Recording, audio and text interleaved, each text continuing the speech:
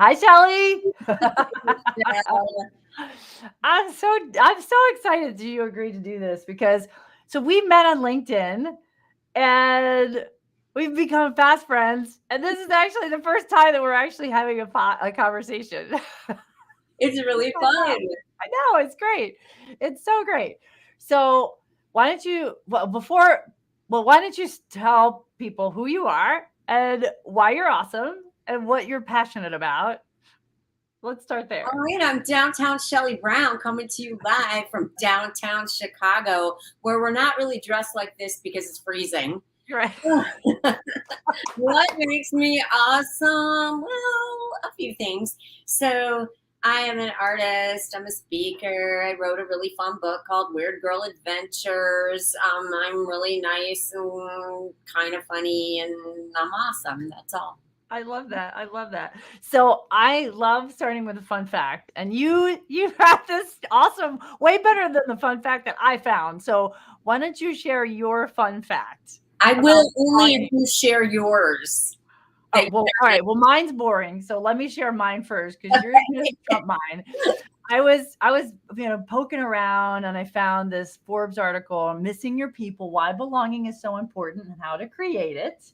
So that's what I tripped over. And this in there it talks about the study at University of Michigan found when people lack a sense of belonging, it is a strong predictor of predictor of depression even stronger than feelings of loneliness and wow.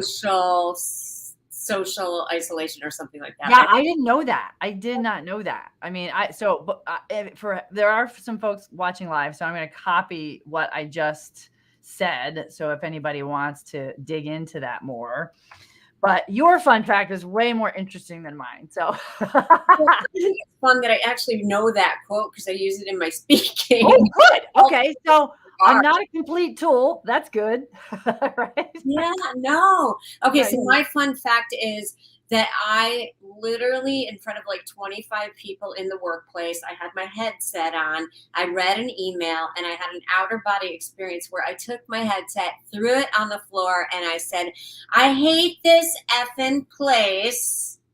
I'm out of here. And Wow. literally, it was outer body. Like the kettle, burst open, and I had like what some would call a nervous breakdown. And So that it happened just organically. You're just like whatever was happening in the room. You're like, to hell with this nonsense. it I was just anxiety. It was just anxiety, severe anxiety in the workplace. And it was, and that was the last time I worked in a corporate job ever. well, all right, this isn't you'll love this fun fact for me then. I this was ages ago, like 20 years ago. I sent an email, the top 10 reasons for leaving Cooper Power. David Letterman style, if you remember David Letterman. Of And I course. sent it to the C-suite with my resignation, with a paper I wrote, and then it took them 20 seconds to disable my account, and I walked out like Vanna. Bye, guys. Well, I got put on probation. And here's the sad thing I had anxiety. They knew it. They Ugh. said, we're going to punish you to get better. Ah, And now there's a lot more sensitivity about mental health and well-being. But back in the day, sure. not that long ago, back before the pandemic, BC, before COVID, mental health and well-being were HR problems.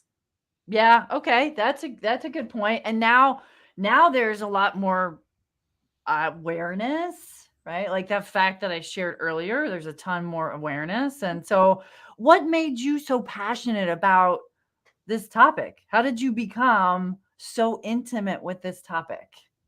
There's a few reasons. First of all, we are all 12-year-olds dressed as adults, and we Okay. walk around with these narratives and stories that I don't necessarily believe ever go away. So everybody needs to belong. It's a fundamental human need. But Mm. there's two components to it. And my sister Brene Brown, you know, Ah, nice! Is she really your sister?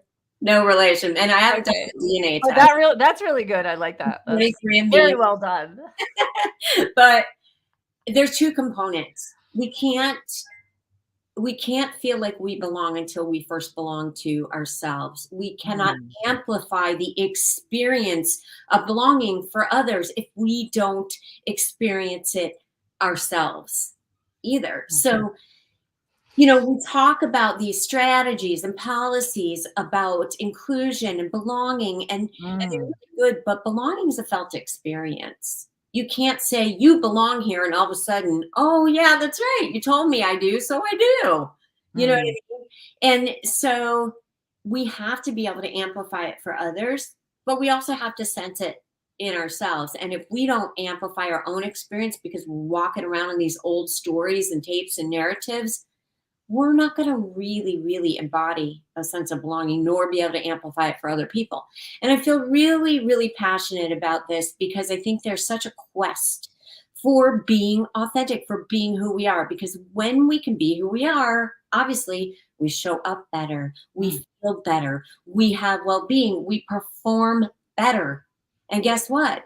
That is good for organizations. That is what's going to keep people. That is what's going to make organizations profitable because people are going to want to be there. They're going to want to stay. They're going to want to produce. And the reason that I'm so passionate about it is because I never felt like I belonged. And part of it was my part of the deal.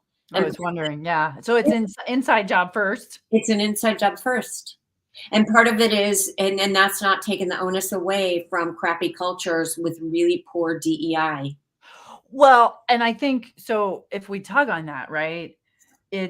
But if you don't, so let me ask you this. If you don't have an awareness about yourself, then how do you know that you're fitting where you want to be? Or does that make sense? So Yes, it's connected. Those are connected, right? they are connected. It's an ecosystem.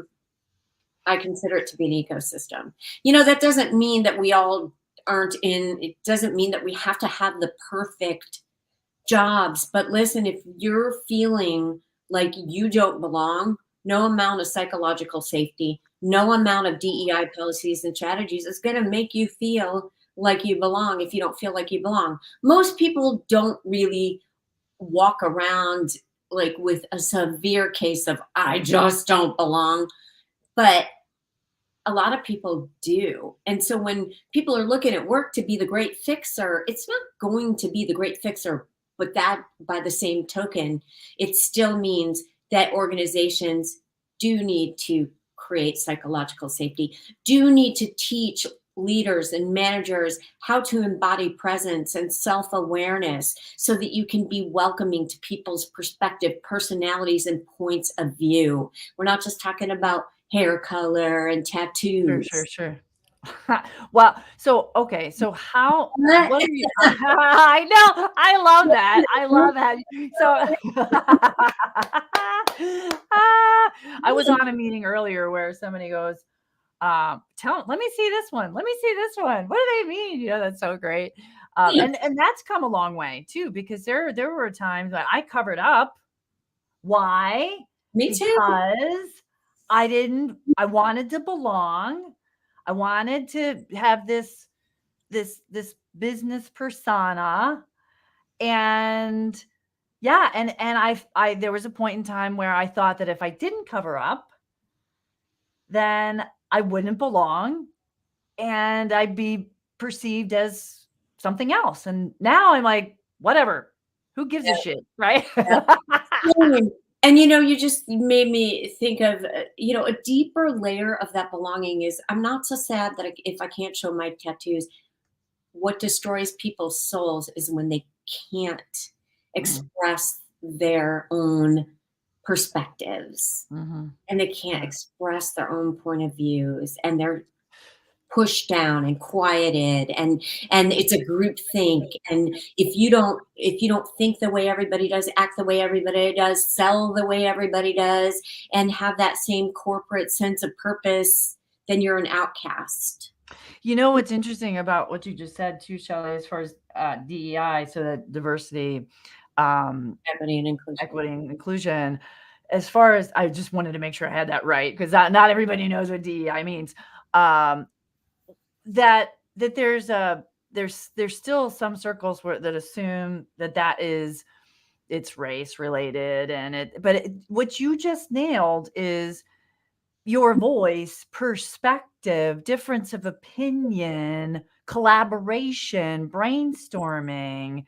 That's why belonging is important, right? I'm assuming it's important because it's okay to say, well, have you considered this perspective?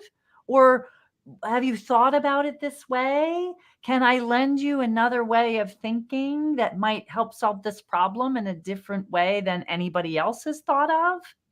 And we have to make it safe for people to be able to do that. And so the number one way to be able to give that to people, to allow them to do that, is to notice our own narratives, bias, and judgments, and practice Mm. curiosity. Like, okay, Michelle, I want to hear, I really want to hear and be present for what you think, even if inside my head I'm thinking she is just an asshole who, you know what I mean? Sure, Like, sure, sure, like sure. the judgments, biases can be there, but can we expand out of those and just get curious and really listen and ask questions and listen? Even if I don't agree with that point of view that you have, what if I'm just present to hear it and then dive deeper into it? Okay, so where, help me understand your thoughts around that, or just getting curious. And then I can say to you, I appreciate that perspective, and here is what I think.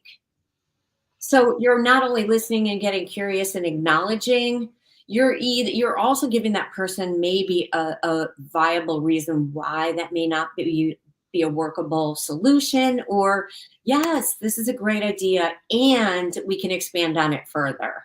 I love the idea of leading with curiosity. That's fantastic. I mean, that's one of my top character strengths. But the other thing that I think what you hit on it earlier is our judgment.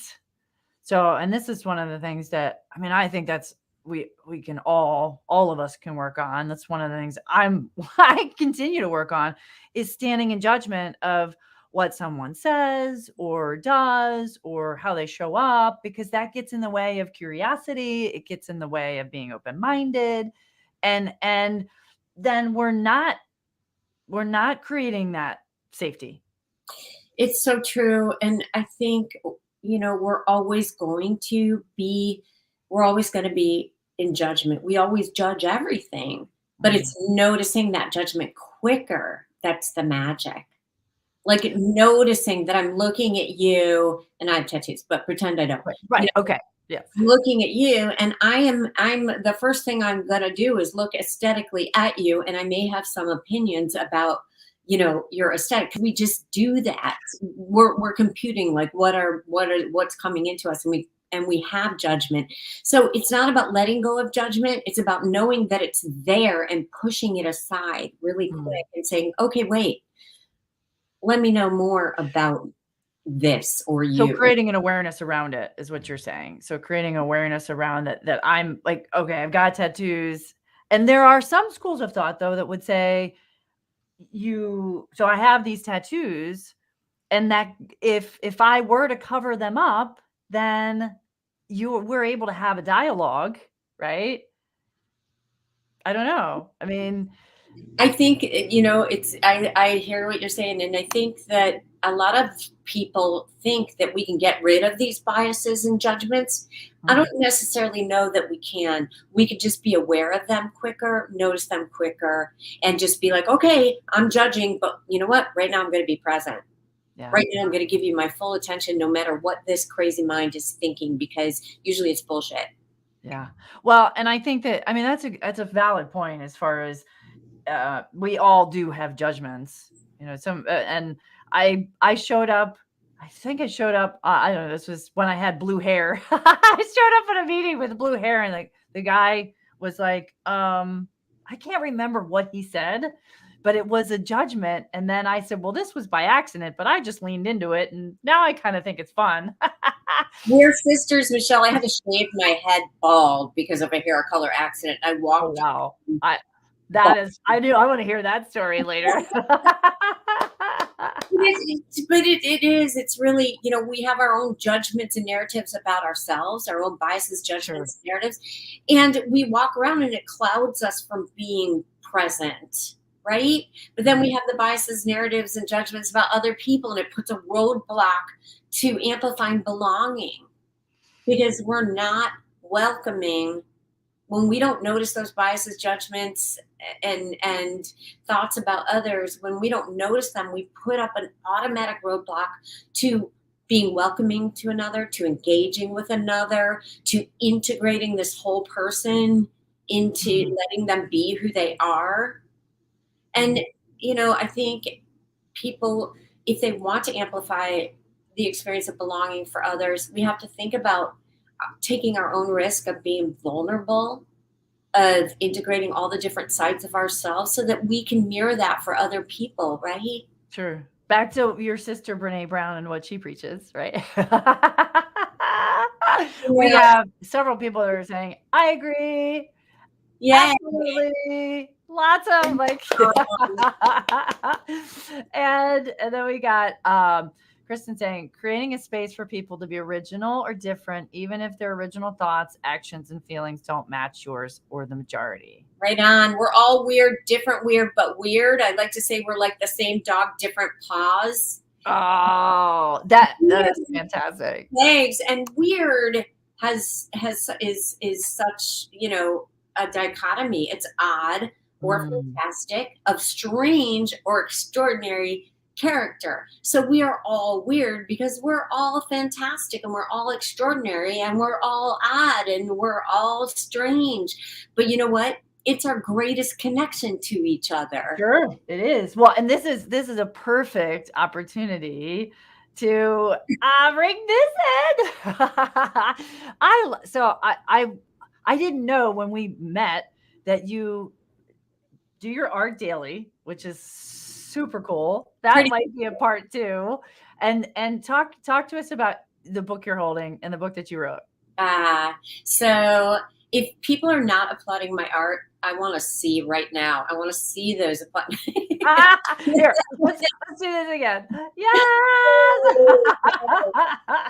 So I wrote a book called Weird Girl Adventures, and it is a compilation of stories, of my own stories, but people really, really see themselves in them because it's all our quest to fit in with all the wrong people in all the wrong places, and how we look at the world like it's our clothing identity, or like the clothing store for our identity, where we're looking for everything outside of ourselves to attach to so that we can define ourselves. And so the book is sort of like where Sex in the City meets Meltdowns, where marathons meet Glennon Doyle. Nice. I mean, just a funny, very human, sometimes tragic, sometimes hysterical book of stories. And it's really sort of my journey of allowing my weird. And are they short stories, Shelley? Are they short Oh, stories? yes. It's Okay. one of the books you don't have to read linear. Nice. Awesome. It's really,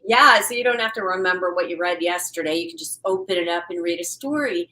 But the beauty of it is, we all are on this journey to authenticity where we could just be ourselves. And so I'm just sort of telling about my journey where I've allowed my weird. And I say allow rather than embrace, because why do you use the different terms? Yeah.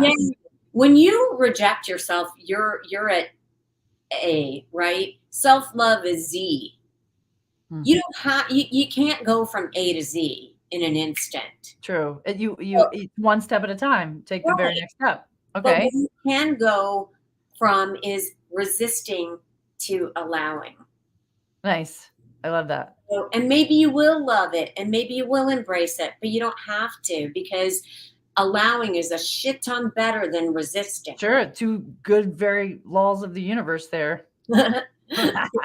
So I believe in allowing your weird, and you may just love it, rock it, or embrace it, but you don't have to, because the space of allowing is the space of choice. So, Shelley, we talked a ton about why this is important and what shows up in the workplace and for people.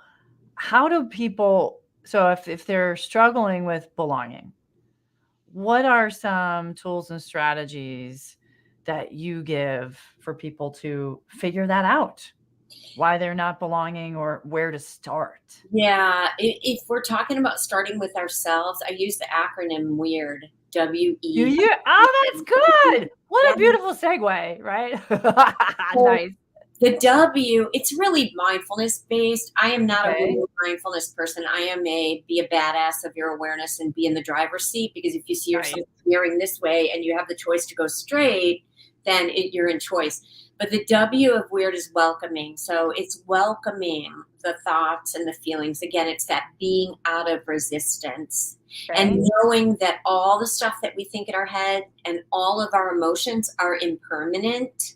So Mm. the W of WEIRD is welcoming. The E is engaging.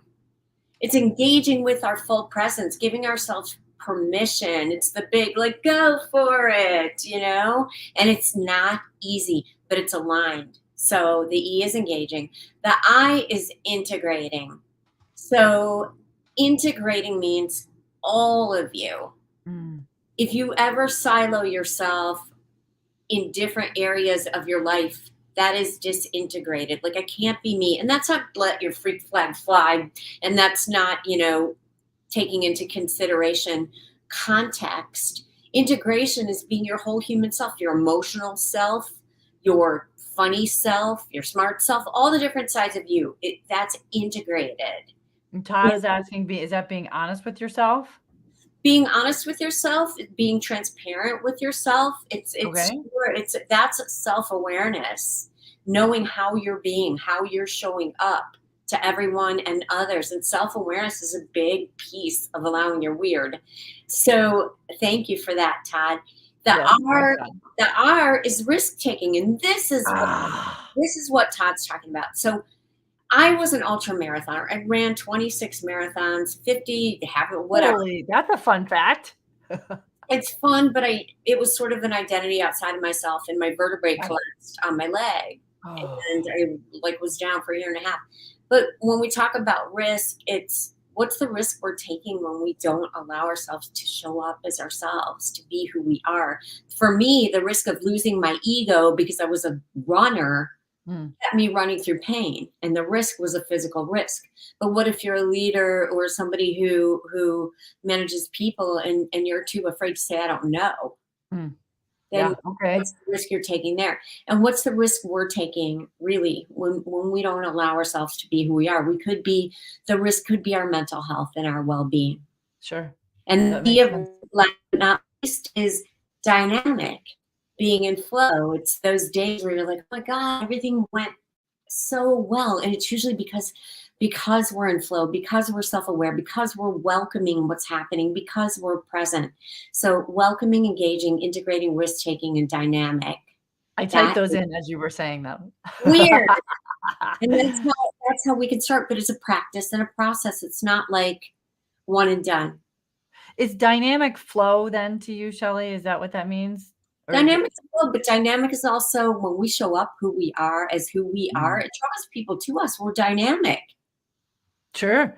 And then you're your true self. So, Todd.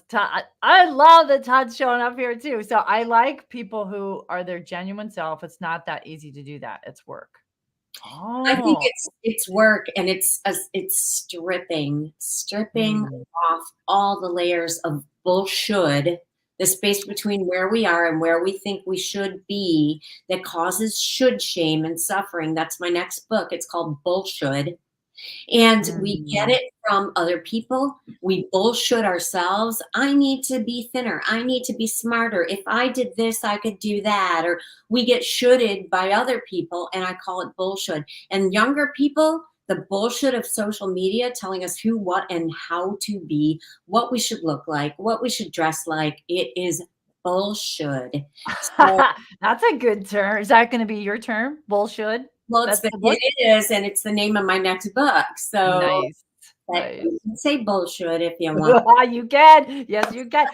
Jen Sincero, it's you're a badass at making Yeah, money, I think, or yeah, something like that. And she you're a talks best. about this Yeah, the versus should could. and you use that just language, should versus could. It's magical. It's It is. magical. It is that word as much as I can. And when I noticed that I'm shoulding, Mm. I really try to give attention to that. Todd's asking, what's based in fear? What's based in fear? I'm not sure I understand the question, but if I'm understanding what's based in fear is believing the thoughts that we think all the time, believing the bullshit maybe that's what you're talking about, is believing the bullshit that we should be something other than who, how, and what we are. And that's not to say that we can't have goals and there can't be ways that we want to improve ourselves or things, but it's doing things for ourselves versus at ourselves that I'm a big proponent of, if that makes sense. Thank you, Shelley. And Kristen said, risk taking seems the most freeing. Letting go of that paralyzing fear seems like 1,000 steps all in one. It's huge. And fear, if you really zero in on it, imagine you've got your cell phone and you take your zoom lens and you zero in on that fear. It's not just deleting the fear. It's not always about letting go. Sometimes it's expanding the zoom lens and seeing, okay, there's fear here, but there's also this, and that, all in my awareness. So again, if we take that zoom lens and just focus on that fear, that's all we see. But you take that zoom lens on your phone, oh my God, I see flowers. I see Michelle. I see tattoos. I'm afraid of shit. But you know what? I see all this other. That's a really good way to look at that. It's like zooming out, right? And it's like fear disappear. Sure. You're going in a dark room and you have a flashlight and you got the flashlight and you're pointing at this like creepy thing. But if you turn the light on, there's all these other things that are cool in this room. Is it similar to that maybe? Exactly. I think that's a great analogy. I use that analogy with the zoom lens. Yeah. And I also do it with music. So what we're doing is we're playing with our awareness, right? You can go back and focus. You can squeeze that zoom lens in. You can take it out. You can squeeze it in. You can take it out. You can do it part way. So that's what we're doing with mindfulness, actually, is being the driver of our awareness. And one way that I really like to practice my noticing muscles, because when we practice the noticing muscles, we get to put space between our thoughts and our reactions to them. And so I like to listen to music and I'll pick one instrument, like the drums or the guitar, and I will focus on the instrument and everything else becomes background noise. And when I get distracted by the lead singer or the guitar or whatever, I know that instrument is going to be there and I can keep on noticing what distracted me and keep on coming back again and again to that instrument. And that's the way I teach mindfulness. That's a really good way to practice, to start becoming aware of whatever you're trying to become aware of. Very nice tip, Shelley. Thank you. Todd saying some people fear risk taking. Of course. Of course. But what's the cost benefit? Sometimes the cost is great. Sometimes people fear risk taking until they get in a ton of pain and they don't have a choice anymore. I was telling you that story. Actually, I talk about this in my talk. These are all my medals. Oh, wow. Holy cow, that is a pile of medals there, Shelley. Holy cow. And the weight of that, right? That was weighing me down is what I'm hearing. I was afraid to let go of running, even though I was in pain, because of what it meant to my ego, what I thought, what I made it mean. So the risk of saying, I'm in pain, I need to stop, was too big of a risk. I was too afraid. And then what happened was my vertebrae literally collapsed and the nerves going down my leg. Wow. And that's a lesson. That's a hard lesson to learn, isn't it? Lesson. So I think when we sometimes think like, what is the risk of not doing something versus what is the fear around doing it? Nice. Kristen just said, so putting fear in its proper place. I love that. Focusing on the big picture. So she's back to, we're talking about the lens or the room. Yeah, exactly. And we've come full circle. So closing this out, what are your final, I mean, this is really good stuff about belonging, why it's important, how to do it, what shows up in the workplace and for us individually. What are your final thoughts that you want to leave people with around this? Well, I think oftentimes we think our own individuality is really what separates us, when it's actually our greatest connection to each other. And I'm going to leave you with 4 questions because I've interviewed a lot of people about their weird, and no one has ever said to me, "Sorry, Shelley, I can't help you. I'm not weird." Okay. We ask them 4 questions. One is, what is your weird? What is that thing that you think is weird about yourself? What were you judged for? What is your weird? When did you decide it was weird? That's the second question. I'm Because writing these down. we don't walk around thinking we're weird. It's usually because of judgment. A lot of times it comes from childhood when we get judged. We started the conversation with that. Isn't that funny? Full circle. And now, as we evolve and get closer to our own, identity and individuality, you can ask yourself, how does it serve me? How does my weird serve me? So my weird was I was always this creative and curious kid. And it serves me now because I make cool art and I get to talk about weird. And then Todd says, this makes me laugh at myself. Awesome. Good job, Todd. You're doing it right then. And the last question is, how does it serve others? If you think about the one thing that you thought was so weird about yourself, it's usually, and this has been proven true by so many people that I've interviewed, the thing that they thought was weird almost always ends up serving themselves and then others. It's nice.